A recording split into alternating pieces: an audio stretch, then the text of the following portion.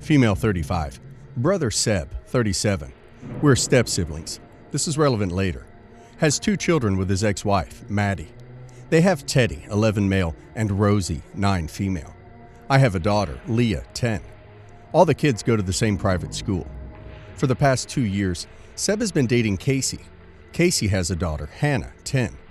They've been slowly blending families for a while, spending weekends, holidays with the kids at each other's homes, etc. And to their credit, they've done their best to make it smooth.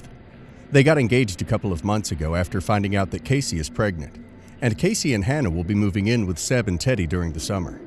This means that Hannah will have to change schools. For context, Seb makes good money, but not enough to afford to put the kids through school comfortably.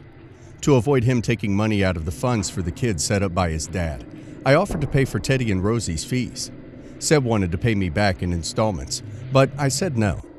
Casey invited me to coffee, which I thought was odd, but I went. Once there, Casey said she wouldn't be able to pay for Hannah to attend the same school as all the kids next year, and she was hoping I'd be able to help out like I do for Teddy and Rosie.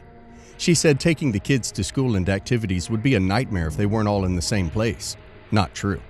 And she worried it would create a divide between the kids. I admit, I was in shock and my brain was working, but not faster than my mouth, and the only thing that came out was, "I barely know you." I immediately apologized, but Casey was already offended. She went on to say I can't expect her to set up her child to be isolated, and I said the only one expecting anything here was her, and incorrectly at that, because I was not going to fork out hundreds of thousands of pounds. She said I should be willing to help since I helped Seb's kids. I said that was different, and Casey said why, I wasn't related to them either.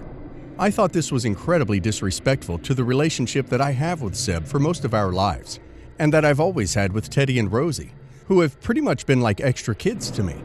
I told her I didn't owe her or her kid anything, and that her shameless entitlement was embarrassing to me if not her.